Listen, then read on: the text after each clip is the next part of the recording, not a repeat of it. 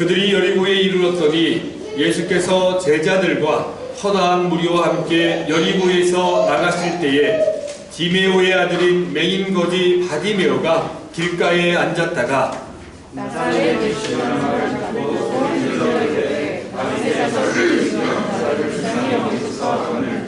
많은 사람이 꾸짖어 잠잠하라 하되 그가 더욱 크게 소리질러 이르되 다윗의 자손이여 나를 불쌍히 여기소서 하는지라. 예수께서 머물러서서 그를 부르라 하시니 그들이 그 맹인을 부르며 이르되 안심하고 일어나라 그가 너를 부르신다 하매 맹인이 겉옷을 내버리고 뛰어 일어나 예수께 나아오거늘 예수께서 말씀하여 이르시되 네게 무엇을 하여 원하느냐 맹인이 이르되 선생님이여 여기를 올려오리라. 함께 있습니다. 예수께서 이르시되 가라 내 믿음이 너를 구원하였느니라 하시니 그가 곧 보게 되어 예수를 길에서 따르니라. 아멘. 할렐루야. 하나님은 살아계십니다. 여러분 오늘도 저와 여러분 함께 하시는 분이심을 믿으시기 바랍니다. 우리 앞뒤자으로 인사합니다. 하나님이 당신을 참 사랑하십니다. 하나님이 당신을 참 사랑하십니다. 네, 그리고 이렇게 인사하는 거예요. 하나님이 당신을 통해 놀라운 일을 이루실 겁니다. 시작. 하나님이 당신을 통해 놀라운 일을 이루실 겁니다. 아멘. 한 가지 더 인사하는 거예요. 시간이 가더라도 당신은 주님의 향기입니다. 시작. 당신은 주님의 향기입니다. 아멘. 여러분 이렇게 느끼고 있습니까? 저와 여러분은 주님의 향기입니다. 여러분 우리가 이 땅을 살아가는 동안에요 많은 문제를 만납니다. 그래서 우리가 문제를 만날 때마다 힘들어하지요. 어떤 문제는 우리가 미리 예상했던 문제이기도 하지만 대부분 문제라는 것은 전혀 예측하지 못했던 상황에서 만나요. 그런데 여러분 한번 잘 생각해 보세요. 우리의 삶 속에서 문제란 무엇인가? 그리고 그 문제를 통해서 살아계신 하나님이 나에게 말씀하시는 것은 무엇인가? 한번 생각해 보세요. 사실 여러분 우리가 살아있다라는 것은요 문제가 있다라는 것이고 우리 삶 속에 문제가 있다라는 것은요 우리가 살아있다라는 겁니다. 우리가 죽어서 천국 가는 그날까지 우리의 삶 속에서는 끊임없이 문제가 있어요. 지금 여러분들에게는 무엇이 가장 큰 문제입니까? 지금 이 문제가 해결되면 앞으로 여러분들이 더 살아가는 동안 문제가 없을까요? 사랑하는 사람이 있어요? 여러분 정말 사랑하고 좋아하는 사람이 있는데 그 사람과 만나고 결혼하게 되면 문제가 없어지나요? 또 결혼하고 난 이후에 문제가 있고요. 또 사랑하는 자녀들을 낳으면 또 그 자녀들 키워가는데 얼마나 많은 또 문제들이 있습니까? 문제는 끊임없이 있어요. 그런데 우리는 그 문제를 만날 때마다 문제를 바라보는 시선들이 다 다르죠. 근데 저와 여러분은 살아계신 하나님을 믿는 예수 그리스도를 구세주로 믿는 사람들입니다. 모든 것을 합력하여 선을 이루어 계신 하나님께서 저와 여러분들에게 문제를 주셨다는 것은 그 문제를 통해서 저와 여러분들을 겸손하게 하시고 또 저와 여러분들이 알지 못했던 크고 비밀한 일들을 이루어 가세요.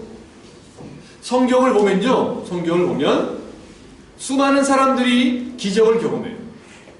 그런데 여러분 기적을 경험했던 사람들의 모습을 보면 문제가 있었어요. 우리가 여러분 지금 기적이 일상이 되는 삶 8번째를 살펴보고 있는데 여러분 오병이어를 보세요. 칠병이어를 보세요. 나만 장군이 치유받았던 일들을 보세요. 하나같이 다 문제가 있지 않았습니까? 예수님께서 이 땅에 오셔서 제일 먼저 첫 번째 표적, 기적을 행하셨던 것이 어떤 일입니까? 가나의 혼인잔치에 가서 포도주가 떨어졌잖아요. 그래서 예수님의 어머니 마리아가 예수님께 나아가서 그 상황을 이야기했어요. 문제가 발생했죠. 그 문제 가운데 예수님의 기적이 나타났습니다. 성경은 기적의 역사죠. 인간의 이성을 초월해 나타나는 하나님의 살아계신 역사를 우리에게 보여주시는데 여러분 문제가 있었다는 사실을 기억하시기 바랍니다. 그러니까 지금 저와 여러분의 삶 속에서 문제가 있다는 것은 뭐냐면요 하나님이 저와 여러분을 통해 그 문제를 통해서 더 겸손히 낮아져서 하나님을 바라보고 의지하게 만들고, 그리고 그 문제를 통해서 저와 여러분들이 생각하지 못했던 놀라운 일들을 하나님이 예비해 놓고 계신다는 사실을 여러분 믿으시기 바랍니다.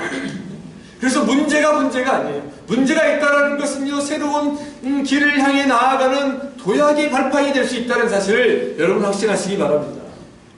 여러분, 예수님을 구주로 믿고 회개하며 삶을 돌이켜 이제 믿음의 길을 걸어가는 주의 자녀들의 삶 속에 기적의 일상이 된다는 사실, 우리가 계속해서 그걸 살펴보고 있습니다. 그런데 구원받고 교회를 오래 다녀도 하나님을 만나지 못하고요, 능력을 경험하지 못하는 이들이 많아요. 왜 그럴까요? 그 이유가 무엇일까요? 예수님을 구주로 믿는다고 하면서도요, 성경을 읽지 않습니다. 문제를 만날 때마다 말씀을 붙잡고 기도하면 된다라고 우리가 배우고 지식으로 갖고 있는데 그렇게 기도하지 않아요. 그래서 여러분, 오히려 하나님을 믿고 의지하고 살아가는 사람들, 이렇게 이 말씀을 우리가 읽고 묵상하며 또 주일마다 말씀을 듣고 예배를 드리는데도 기적을 경험하지 못한다는 것 자체가 오히려 그게 기적이에요. 반합법이죠. 여러분은 지금 기적을 경험하고 이 기적이 상식이 되는 일상을 살아가고 있습니까? 여러분, 문제를 만나잖아요. 우리 머리로는요, 기도해야지 알아요. 그런데 침대에 누워있거나 책상에서 공부를 하거나 그때 답답하고 속상하면 우리가 그냥 그 자리에서 바로 무릎 꿇고 기도하면 되는데, 머리로는 알아요. 기도하면 되지. 그런데 왜 이렇게 침대에 누워서 기도하는 자리까지 그냥 앉아서 무릎 꿇고 기도하면 되는데 그게 안 돼요. 책상에서 공부를 하고 있는데 오히려 하나님께 나아가서 기도하기보다 사람들에게 이야기하거나 당장 손 앞에 있는 핸드폰에게는 가는데, 바로 그걸 내려놓고 지금 이 자리에서 무릎 꿇는 게 안 꿇어져요. 참 신기해요. 그런데 여러분, 바로 문제가 있고 답답할 때 즉각적으로 무릎 꿇고 하나님 도와주세요. 하나님, 주님이 도와주셔야 됩니다라고 고백해 보세요. 그리고 엎드려 보세요. 그때 하나님이 저와 여러분에게 미세하게 말씀하시는 음성이 들릴 겁니다. 그때 하나님께서 저와 여러분들에게 말씀을 통해서 주셨던 그 말씀들이 생각날 거예요. 그 말씀을 붙잡는 거죠. 여러분, 예수님 당시 오늘 우리가 읽었던 마가복음 10장, 그리고 이 10장 전체를 보시면요, 당시 여호와 신앙을 가졌던 종교 지도자들인 바리새인과 제사장들, 그리고 예수님과 함께 했던 제자들뿐만 아니라 예수님을 따라다녔던 수많은 사람들이 형식적인 율법에 갇혀 있었어요. 그들은 여러분, 자기들이 유대인들이 성민이라는 의식이 있었잖아요. 그래서 그 여호와 신앙, 야훼 신앙 갖고 있는데, 그런데 그들이 메시아, 그리스도, 하나님이 예수님을 이 땅에 보내셨는데 그 예수를 믿지 않아요. 다만 지금 무리들이 막 쫓아다니는 이유는 뭐냐면, 예수를 만나서 뭐 어떤 치유의 역사를 경험할까, 어떤 이적을 경험할까, 자기의 필요와 이익을 채우기 위해서, 유익을 채우기 위해서 따라다녔지, 예수님이 전한 말씀을 믿잖아요. 여러분, 잘 생각해 보세요. 예수님이 이 땅에 오셔서 본인이 말을 하지 않았어요. 예수님은 오직 율법, 하나님의 말씀을 전했고, 그 말씀을 오해하고 곡해했던 사람들에게, 그 당시 사람들에게 그 말씀의 원래 참된 의미를 계속해서 설명해 주셨어요. 십계명에 대해서, 계명에 대해서, 율법에 대해서, 하나님 사랑, 이웃 사랑이라고 이 두 계명을 정확하게 요약해 주셨어요. 근데 우리가 놀라운 사실이 뭐냐면, 예수님께서 이렇게 예수님을 믿고 하나님의 자녀라고 생각했던 이 유대인들, 그리고 바리새인과 서기관들, 심지어 여러분, 바리새인 서기관들은 뭐예요? 이 율법을 달달달 외우는 사람 아닙니까? 근데 그들조차 예수를 믿지 않았잖아요. 제사장도 마찬가지였죠. 근데 그들에게 오늘 한 남자가 등장해요. 그들 앞에 한 남자가 등장해요. 그가 누굽니까? 예수님께서 예루살렘으로 향하는 과정에 여리고를 들렸다가 그때 한 남자를 만납니다. 우리 46절 말씀을 다시 한번 읽습니다. 46절 말씀입니다. 자, 시작. 그들이 여리고에 이르렀더니 예수께서 제자들과 허다한 무리와 함께 여리고에서 나가실 때에 디메오의 아들 맹인 거지 바디메오가 길가에 앉았다가 아멘. 46절에 보시면 예수님과 제자들이 이제 예루살렘으로 가는 길에 여리고에 잠시 들리셨다가 나가시는데 만난 한 사람이 바로 거지라고 나와 있어요. 거지입니다. 근데 그 거지는 뭐예요? 맹인이었어요. 맹인. 시각장애인이었습니다. 근데 그의 이름이 뭐예요? 디메오의 아들 바디메오였다라고 얘기합니다. 그러니까 여러분 여기 바디메오란 이름 뜻은 뭐냐면요. 이름이 없어요. 디메오의 아들이라는 뜻이에요. 바가 아람어로 아들, 히브리어 벤, 아들이에요. 즉 디메오의 아들. 그러니까 보세요. 지금 예수님이 여리고를 지나서 예루살렘 가는 길에 많은 무리가 예수님을 둘러싸고 따르고 있었어요. 근데 그때 한 사람을 만나는데 그 사람은 거지요 소경이야. 그리고 이름도 없는 그저 디메오의 아들이라고 불리는 사람이었다는 거예요. 디메오의 아들, 그게 우리가 말하는 바디메오예요. 대명사처럼 바디메오 이름 불렀지만 바디메오라는 뜻은 그냥 디메오의 아들이라는 뜻이에요.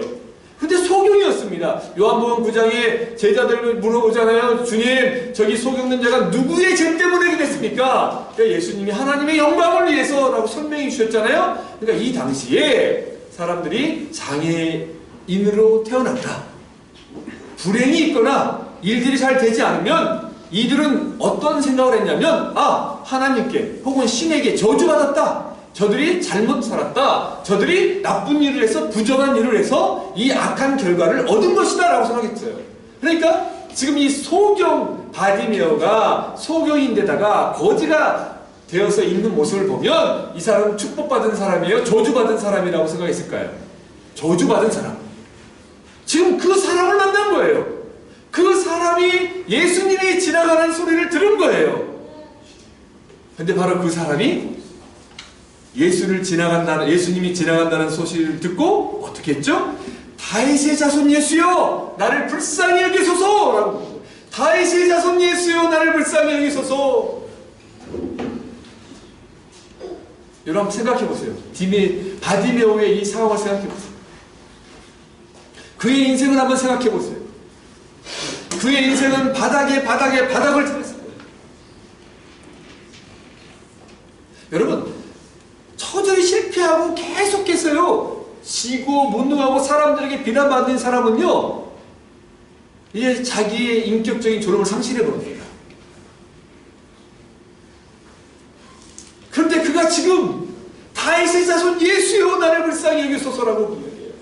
모르긴 몰라도 여러분 이 바디메오는요 예수에 대한 이야기를 들었을 거예요. 예수란 선생 랍비를 만나면 모든 치유가 일어나고 능력을 경험할 수 있다라고 들었을 거예요. 사람들이 소곤소곤한 이야기를 들었을 겁니다. 왜냐하면 여러분 우리가 짐작할 수 있죠. 시각장애인들이 귀가 발달하잖아요. 그러니까 다른 건 몰라도 예수란 사람, 예수에 대한 이야기를 듣고 그 말 자체를 믿은 거예요. 야, 예수를 만나면 이런 역사가 나타나겠구나 갖고 있었던 거예요. 그런데 갑자기 주변이 소란스럽습니다. 사람들이 웅성웅성합니다. 그 가운데 물어봤을 거 아닙니까? 여보시오, 저기 도대체 무슨 일이 벌어졌어? 민감하게 반응했을 거 아닙니까? 그런데 누군가가, 모르긴 몰라도 누군가가 예수가, 나사렛 예수가 지나간다. 그때다. 그 이야기를 듣고 소경 바디메오가 다윗의 자손 예수여 나를 불쌍히 여기소서. 여러분 어떻게 이야기했을 것 같아요? 다윗의 자손 예수여 나를 불쌍히 여기소서 이렇게 얘기했을까요? 온 힘을 다해서 다윗의 자손 예수여 이렇게 외쳤을까요? 모르긴 몰라도요 자기 인생에서 가장 절박하게 자기가 할 수 있는 온 힘을 다해서 예수야 라고 외쳤을 거예요. 그렇죠? 마지막 희망이니까. 그 이야기를 들은 예수님 걸음을 멈추시고 바디메오를 불러요. 그러면서 내가 무엇을 하기를 원하느냐? 소원을 이야기하죠. 보기를 원합니다. 그러니까 예수님이 이렇게 이야기합니다. 가라! 내 믿음이 너를 구원하였도다! 라고 이야기합니다. 사랑하는 여러분, 주님께서는 맹인 바디메오에게 소원을 물으셨고 그가 자기의 소원 보기를 원합니다 라고 이야기했을 때 다른 방법이 있을 수 있잖아요. 치유를 해주시게 되는데 불쌍합니까? 그런데 예수님이 뭐라고 이야기했다고요? 가라! 내 믿음이 너를 구원하였도다! 지금 이 상황을 보세요. 많은 사람들이 모여 있습니다. 거기에서 예수님이 가라, 내 믿음이 너를 구원하였도다 라고 이야기합니다. 바디메오 눈이 떠집니다. 즉 여러분, 바디메오가, 이 소경 바디메오, 맹인 바디메오가 눈을 뜬 기적을 경험했던 궁극적인 원인은 뭐라고요? 예수님이 이야기했죠? 내 믿음이 너를 구원하였다. 그러니까 바디메오가 이 치유의 기적을 경험할 수 있었던 원인은 뭐라고요? 바로 바디메오의 믿음에 있었다라고 예수님이 이야기를 하고 있는 거예요. 그죠? 바디메오의 믿음에 있었다는 겁니다. 그런데 여러분, 오늘 그걸 살펴보려고 해요. 그렇다면 바디메오의 믿음은 어떤 모습이었나? 도대체 바디메오에게는 어떤 믿음이 있었길래 예수님이 바디메오에게 가라, 내 믿음이 너를 구원하였다. 또 구원이니까 죄의 문제까지 다 해결된 거. 그가 살면서 패배자로, 낙오자로 부모님의 원망을, 바디메오를 볼 때마다 부모님 얼마나 속상했겠어요. 대체 내가 누구 죄 때문에 네가 태어났냐?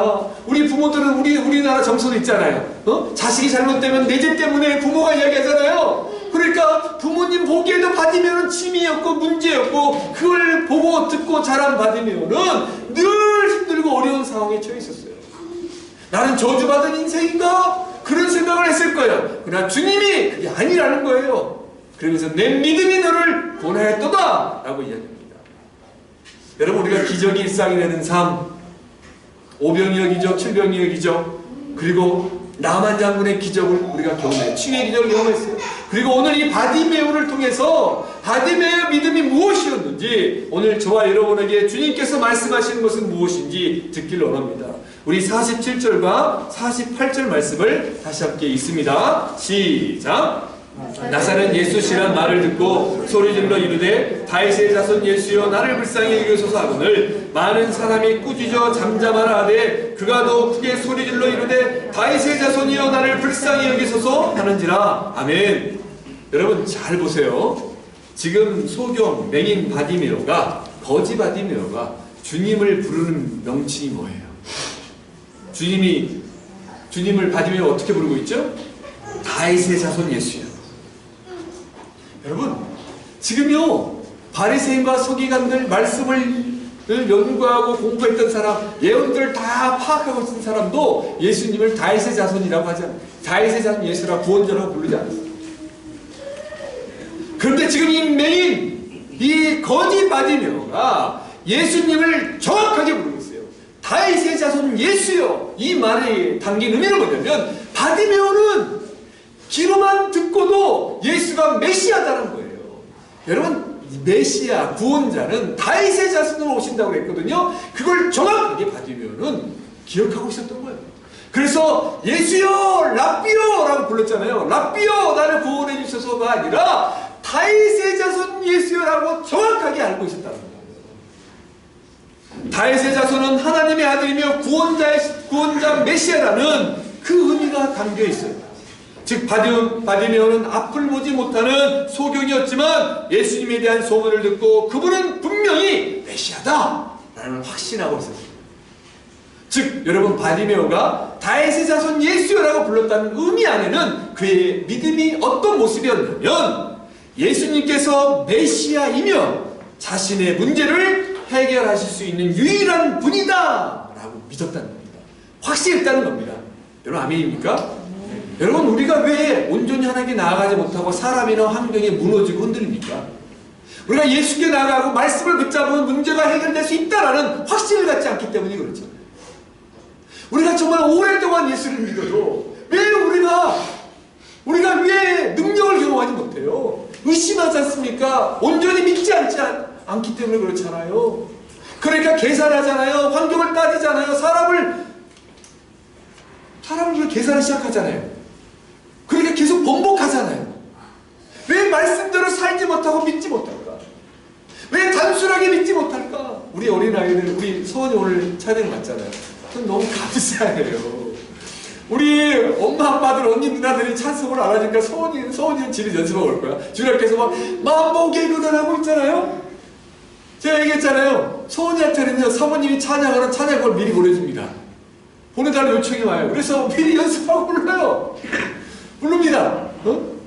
얼마나 감사하니? 순수하잖아, 아이들이요.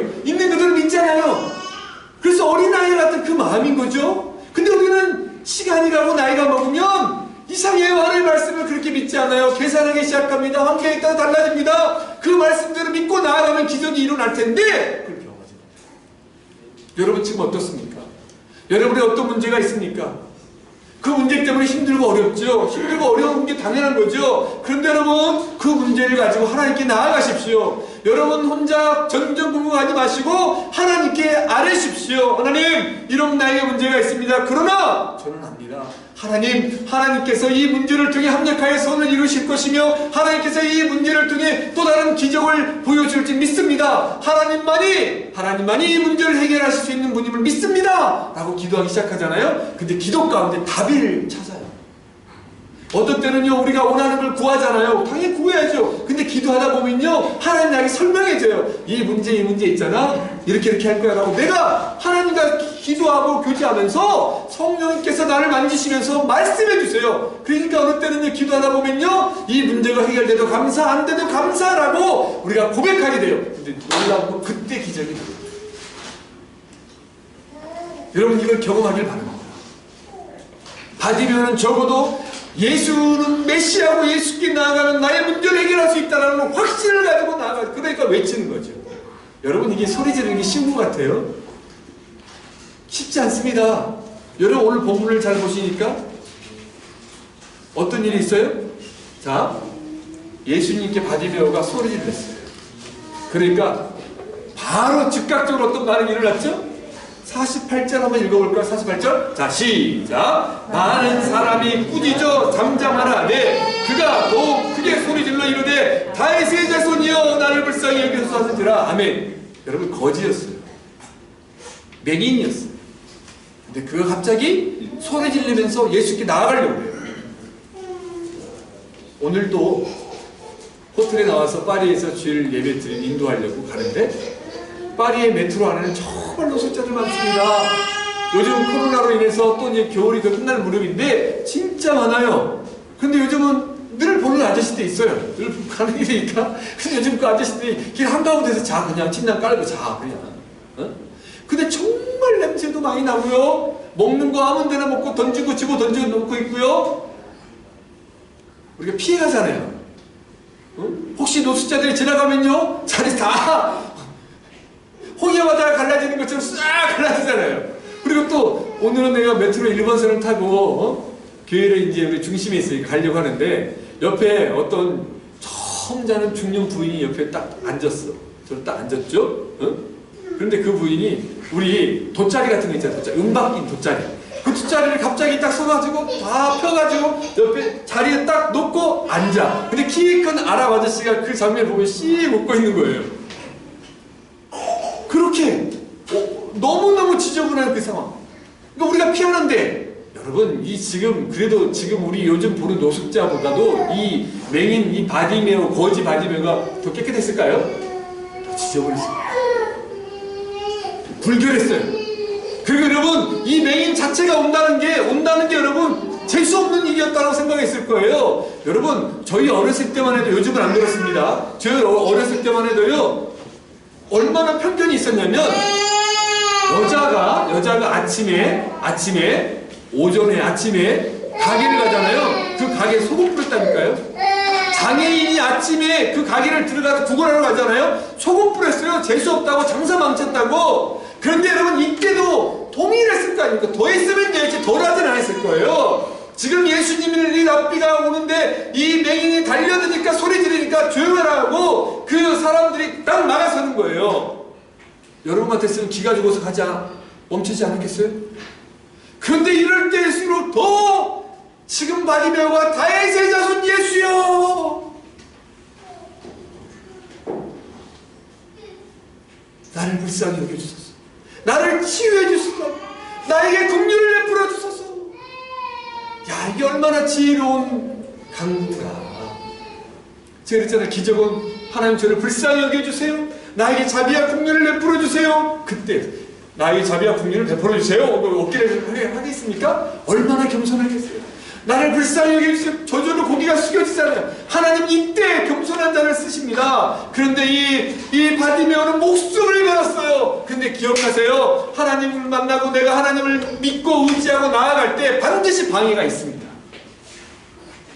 길이 다 잘 되지 않아요. 저와 여러분이 정직하게 하나님 말씀대로 살면 여러분 모든 일이 다 뚜띠라비앙, 뚜바비앙 다 잘 될 것 같아요? 아닙니다. 반드시 시련과 어려움이 있을 거예요. 그때 우리가 무너지잖아요. 목사님, 기도하고 예배 드려도 기도가 응답 안 되는데요. 나처럼 이렇게 10년 섬기는데도 우리 집이 이렇게 힘든 건가요? 라고 이야기할 수 있습니다. 그러나 그렇지 않습니다, 여러분. 힘들다 해도 지금 우리가 살아가고 있잖아요. 하나님이 다 이미 감당할 시험과 피할 길을 주신다고 이야기했는데 우리는 그 말씀을 믿지 못하고 여전히 내 생각과 방법대로 사니까 무너지는 거예요. 여러분 기억하십시오. 바디메오가 주께 나아갈 때 얼마나 힘들었는지 그때 방해와 힘들고 어려움이 있어요. 그러므로 기억하세요. 바디메오의 믿음은요, 예수께 나아가 모든 걸 해결할 수 있다는 확신뿐만 아니라 어떠한 반대와 질책 그리고 방해에도 불구하고 주님을 만나겠다는 집념이 있었어요. 집념이라고 단어를 썼습니다. 집념이 있어야 돼요.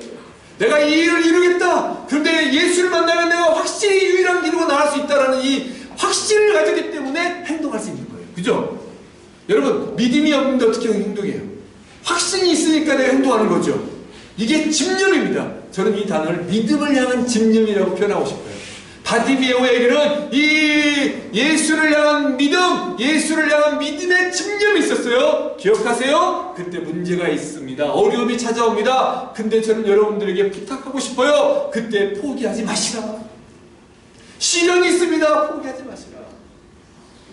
지난주에 어떤 자매가 니형으로 이제 공부하러 왔어요. 또 오자마자 울었대. 갑자기 공항을 나와서 이 프랑스 이제 세관 딱 보고 이 뭐죠? 이합적인 분위기, 전혀 불어가 열심히 공부하고 왔는데 막 배 엉뚱까지 딴 것 같은데 안 들리고 있지요. 그래서 오니까 위축이 돼요. 기숙사까지 갔는데도 두려운 거예요. 엉엉 울면서 엄마 다시 한국 가고 싶어 그러는 거죠. 우리 파리 지체들도 많이 울었어요. 모르게 몰라 우리 김현희 목사님도 그렇고 박형기 목사님도 그렇고 올 때 따고 이제 고생 시작인가? 처음에 이제 프랑스 오니까 야 파리 너무 예쁘다 그런 생각만 했을까요? 그러지 않았을 거예요. 영적인 부담감이 확 찾아왔을 거예요. 왜? 분명히 하나님의 응답을 받고 이 자리에 왔으면 뭔가 길들이 딱 열려야 되는데 그때부터 문제가 있어요. 어려움이 있어요. 두려움이 있어요. 근데 기억하세요. 여러분. 그 문제가 있다는 것은 하나님이 역사하기 시작하는구나. 그래서 사단이 방해되어 있겠구나. 두려워하지 마십시오. 여러분. 그때마다 말씀을 붙잡는 거죠. 두려워하지 마자. 놀라지 말라. 오직 요 하나님을 의지하는 거죠. 마음을 가하고 담대히 나아가는 거죠. 이 말씀을 붙잡고 나아가시기 바랍니다. 이게 바디메오의 믿음이었어요. 그런데 여러분 참 신기한 건요. 우리가 이렇게 바르게 신앙생활하고 나아갈 때 지금 바디메오는 다윗에서는 예수라고 불렀잖아요. 그러면 그 주위에 있던 제자들이나 함께 했던 사람들 유대인들인데 야 그럼 역시 뭔가 능력 있는 거 해야 되는데 오히려 막 막고 막 방해했잖아요. 마커스 아시죠? 마커스 찬양. 그 마커스 지도 목사님이 저희 1년 선배 목사님이세요. 우리 김현희 목사님이 저랑 다 김남국 목사님 학교 같이 다녔어요. 신학교. 근데 그분이 간증한 이야기가 있었어요. 뭐냐면 이 김남국 목사님 어머님이 불신자였어요. 그런데 이제 아들이 목사가 되니까 엄마가 아들이 목사인데 내가 교회를 간 거예요. 근데 이 김남국 목사님 어머님이 정말 좋아하는 게 점 보는 거래. 사주팔자 점 이런 거 보는 거래요. 그러니까 완전히 사주팔자 점 보고 거기에만 움직이는 분인데 아들이 목사니까 교회는 가야지. 교회 가면 그걸 끊어야 되니까 이제 예수를 믿어야 되니까 그걸 끊었어. 그걸 힘들어요, 여러분. 그걸 딱 끊고 이제 교회를 딱 갔는데 그 교회 권사님이 김남국 목사님 어머니를 모시고 점 보러 가버렸네요. 그러니까 권사님이 여러분 김남국 목사님 이런 초신자 정도는 권사님은 대단한 믿음이잖아요. 교회에서 어떻게 우리가 권사님처럼 그랬는데 권사님이 김남국 목사님 어머니를 꼬셔가지고 가서 우리 점 보러 가자 그러니까 아니 점 보는 건 우상이고 막 그렇잖아요. 그러니까 그 권사님이 뭐라고 하는지 아십니까? 아이고 어머님 점은요 그냥 철학이고 통계 과학이에요. 과학. 에이 괜찮아. 이렇게 무너져요. 이렇게 자기 합리화해요. 이게 우리를 무너뜨리는 겁니다. 우리가 여러분, 우리 자신도 모르게 예수를 믿으려고 하는 사람들을 우리가 더 열심히 신뢰하고 믿으려고 하는 사람들을 길을 우리가 막고 있을지도 몰라요. 오히려 여러분, 교회 다니는 사람들이 상처받고 떠나는 이유가 교회에 오래 다녔던 사람들, 그리고 전도하기 가장 힘든 게 뭐냐면 교회 장로 출신의 어떤 사업가들, 괜히 그 사람들 사업한다고 나 교회 장로다, 권사다, 무슨 집사다 이 말을 하지 말든지, 나쁜 짓 하려면 그냥 조용히 있든지. 근데 거기만 머무르지 말고 드러내서 바르게 살기 바랍니다. 살기 바래요. 근데 여러분, 오히려 그분들 때문에 예수 믿는 사람들이 교회를 떠나요. 막 초신자들, 우리 교회 대부분 초신자들이었어요. 지금 가정들이 생겼지만 대부분 청년들이, 제가 불신자만 전도했으니까 주로. 그럼 그 애들이 가장 힘들었던 게 뭐냐면, 그 전에 교회 다녔던 애들이 왜 선한일러 교회는 설교를 40분, 50분, 1시간 반씩 하지? 예전에 그랬거든요. 그러니까 처음에 한국에서 오는 애들이 막 20분 지나면 몸을 틀고 이 설교가 긴다. 거기 1, 2, 3, 4 보고 있으니까 빨리 비켜줘야 돼, 주차해야 되니까. 근데 저는 그랬어요. 초신자니까 이천 가려면 가라 그러면서 말씀만 목숨 걸고 전거했습니다. 근데 애들은 익숙해진 거야. 그러니까 막 40분 지나도 그냥 달려가면 되는데 오늘 애들이 야 설교 이렇게 길어? 이러면 안 되는 거 아니야? 그러면서 야 교회 대충 다녀. 너무 열심히 하지 마. 그냥 상처받아. 이러면서 실족했던 게 얼마나 많은지 몰라요. 다윗의 자손 예수여라고 간절히 확신하고 부르짖었을 때 그 바디메오를 방해했던 사람들은 다름 아닌 유대인과 제자들과 바리새인과 서기관과 대제사장들 같은 여호와 신앙을 가졌던 사람들이었다는 사실을 잊지 않길 바랍니다. 때때로 여러분, 우리에게 시련이 있고 어려움이 있지만 이렇게 믿음의 사람들을 통해서 교회 안에서 상처받을 수도 있어요. 그러나 여러분 두려워하지 마시고 끝까지 하나님을 신뢰하며 그 믿음의 길을 걸어갈 때 바디메오에게 주께서 말씀하시는 거예요. 내 소원이 무엇이냐? 라고 묻는 겁니다. 여러분의 소원은 무엇입니까? 여러분, 정말 내 간절한 소원이 하나님 만났는데 작은 문제 하나 만나서 푹푹 쓰러지고 포기하고 싶지 않습니까? 하나님 안 계신 것 아니야? 이렇게 내가 열심히 섬기는데 하나님 응답도 없고 실망하고 좌절해서 무너지고 포기하고 싶습니까? 여러분, 오늘 하나님께서 혹시 지금 정 목사의 말씀을 통해 저의 입술을 통해 하나님이 여러분들에게 말씀하고 있을지 몰라요. 사랑하는 나의 딸아, 아들아, 포기하지 말아라. 바디메오처럼 믿음을 가지고 좀 더 끝까지 나아가라. 내가 너를 사랑하고 너를 지킨다. 내가 너를 포기하지 않는다. 라고 말씀하고 있지 않습니까? 이게 바디메오의 믿음을 향한 집념, 믿음의 모습이었어요. 주님이 그걸 아셨어요. 그래서 부르셔서 이야기했던 거예요. 그리고 오늘 바디메오를 통해서 우리가 나누고 싶은 한 가지는 또 뭐냐면요. 여러분, 예수님이 바디메오 불렀잖아요. 49절, 예수께서 머물러 서서 그를 부르라 하시니 그들이 그 맹인을 부르며 이르되 안심하고 일어나라 그가 너를 부르신 다음에 50절, 맹인이 겉옷을 내버리고 뛰어 일어나 예수께 나아오고. 여러분, 이 거지에게 겉옷은 진짜 중요합니다. 여러분, 제가 노숙자 사역에 있잖아요. 1년 6개월 동안 노숙자들과 수원에 가자마자, 한국에 가자마자 98년도에 같이 먹고 자고 했어요. 야, 얼마나 밥을 많이 드시는지 아십니까? 이 노숙자들이 밥을 또 언제 먹을 기회가 이제 없으니까 먹을 때 먹는데, 우리 비빔밥 그릇 있잖아요. 이렇게 국밥 이렇게. 그런 데 가면 우리 교회들이 이렇게 큰 그릇, 흰색 그릇 있잖아요. 플라스틱. 거기 밥을 2그릇씩 먹어요. 그러니까 또 드실래요? 또 먹겠습니다. 그리고요, 밖에 나가고 집에서 춥습니다, 여러분. 추워요? 노숙자들 가서 얼마나 껴있습니까? 여름에도 막 가죽에 파카 입고 다니잖아요. 프랑스 사람 마찬가지야. 우리나라는 창피해서 안 하는데, 예? 그래서 많아요. 추우니까. 그런데 지금 이 바디메오가 자기의 전부 재산일지도 모르고 그 고독까지 벗어 던지고 뛰어가는 거예요. 야, 이 장면 생각해보세요. 그리고 맹인이에요. 여러분, 지금 제가 여기에서요, 저 끝까지 눈 감고 똑바로 걸을 수 있을 것 같아요? 제가 눈 딱 감고 어떤 기준 없이 한번 보고 막 뛰어가면 언제 제가 얼마나 왔는지 균형 감각을 상실합니다. 근데 이 바디메오가 지금 몰라, 눈이 안 보여서 그럴지도 모르겠죠. 호두까지 다 던져놓고 주님의 음성을 듣고 모든 걸 걸고 지금 뛰어가는 거예요. 그 집념이 있었어요. 그런데 이제 그딱 나가긴 나갔는데, 이 장면을 한번 이미지화해서 영상을 생각해보세요. 막 뛰어가서 딱 섰어. 근데 주님이 물어봐요. 뭐라고 물어요? 51절, 예수께서 말씀하여 이르시되 내게 무엇을 하여 주기를 원하느냐? 라고 물어요. 지금 내가 지금 홀레벌떡 가고 막 주님하고 찾아가서 거기까지 거기까지 나갔는데 주님이 나한테 저와 여러분을 묻는 거예요. 내가 너에게 무엇을 하여 주기를 원하느냐? 즉 다시 말하면 내 소원이 무엇이냐 이거 아닙니까? 그때 여러분 뭐라고 답하겠어요? 지금 주님이 나타났어요. 여러분에게 이 늦은 시간에 늦은 오후에도 다른 거 다 포기하고 예배 자리에 왔지? 사랑하는 내 아들과 딸아, 내가 너에게 지금 소원을 주고 내 소원이 무엇이니? 딱 뭐라고 했어요? 홍석이 주님이 지금 물어본다면 가장 첫 번째 소원이 속으로만 얘기했어요. 있을까요? 상진아, 네 소원은 뭐냐? 물어본다면 예배 1등 하는 거예요. 그거야? EMP에서 1등하게 해주세요. 그겁니까? 소원은 뭐야? 우리 정혁아, 네 소원이 무엇이야? 딱 물어본다. 뭐라고 이야기했어? 뭐라고 했어?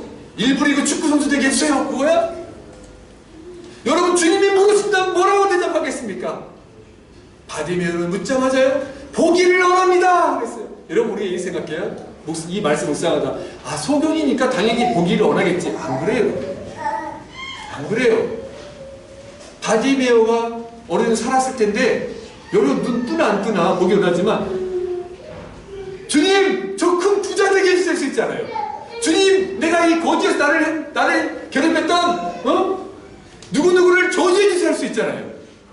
주님 우리 엄마 나 때문에 고생했는데 오래오래 살게 해주세요. 우리 집 큰 집 주세요. 우리 아파트 서울에 하나 딱 주세요. 이해 갈 수도 있잖아요. 여러분 우리가 오해합니다. 바디메오가 소견이 보면 오히려 인생이 더 복잡해지고 어려울 수 있다니까요. 생각해보세요. 안 보고 살다가 볼 때마다 얼마나 힘든 일이 있을 수 있겠습니까? 중요한 사실은 뭐냐면 바디메오는 자기가 무엇을 원하고 간절히 원하는 걸 생각하고 늘 갖고 있었다는 거예요. 자기의 소원이 무엇인지 바로 갖고 있었어요. 마치 솔로몬이 1,000번제를 드린 후에 하나님께서 솔로몬에 나타나 솔로몬아 내가 너에게 무엇을 주기 원하느냐 그랬을 때 솔로몬이 뭐라고 그랬죠? 지혜로운 마음, 듣는 마음. 바로 이야기하는 거예요. 그분과 내가 이제 왕으로서 왕을 찾아 건의를 달라고 하지도 않았습니다. 솔로몬은 그걸 꿈꾸고 기도했던 것처럼 바디메오도 자기가 보는 걸 늘 꿈꾸고 기도했어요. 그러니까 주께서 물으셨을 때 그의 간절한 소원을 이야기할 수 있다는 건 뭐냐면 바디메오는 확실한 소망이 무엇인지를 알고 그걸 갖고 있었다는 사실이에요. 여러분에게는 꿈이 무엇입니까? 여러분의 주님이 이렇게 물으신다면 여러분은 제일 먼저 무엇을 너무 많아서 말하기 힘들어요 사실. 그래서 걸리지 않습니다. 우리 사모님께 주님 물으신다면 내가 볼 사모님은 김현희 목사님이 일본으로 나올까요? 우리 희명이가 일본 나올까요? 뭐 저는 늘 뒤로 밀리기 때문에 저는 이미 익숙해졌지만 쉽지 않아요. 너무 소원함이 많으니까, 생각이 많으니까. 그런데 정확하게 분명한 비전과 소원함을 갖고 있었어요, 바디메오는. 이것이 가장 소중하다. 여러분, 그걸 갖고 있습니까? 여러분, 이 바디메오의 모습을 통해서 다시 한번 정립하시기 바랍니다. 2022년 3월 첫 주일 주께서 우리에게 바디메오를 통해서 이야기합니다. 확실한 믿음을 갖고 나아가라. 주님만이 모든 걸 할 수 있다는 사실을 믿어라. 그러면서 믿음의 길을 걸어갈 때 방해와 어려움이 있을지라도 심지어 가장 가까운 우리 내 편이라고 하는 사람들 사이에서 방해가 있을지라도 믿음을 향한 집념을 포기하지 말아라. 그리고 주께서 물으시는 그때를 생각하면서 확실한 소망을 갖고 주께 나아간다면 우리 인생 가운데 승리가 있음을 확신하시기 바랍니다. 여러분, 전 국가안보 2차장이었던 김현종 전 차장이 있습니다. 그분이 이렇게 했어요. 아마추어는 한계를 느낄 때까지 일을 한대요. 아마추어는요, 한계를 만날 때까지 일을 해요. 그런데 여러분, 프로는요, 진정한 프로는 한계를 느낄 때 그때 시작한답니다. 우리 삶 속에 이제 포기하고 싶고 주지 않고 싶고 내려놓고 싶을 때가 있습니까? 그걸로 끝나는 건 아마추어예요. 진짜 프로는요, 그때 다시 시작해요. 근데 우리는 그리스도인입니다. 하나님의 말씀을 붙잡고 다시 주여 외치면서 다윗의 자손 예수여 라고 부르면서 나아갈 때 기적을 경험하게 될 줄 믿습니다. 이번 한 주 이 주님을 만나는 저와 여러분 되기를 주님의 이름으로 축원합니다. 기도하겠습니다.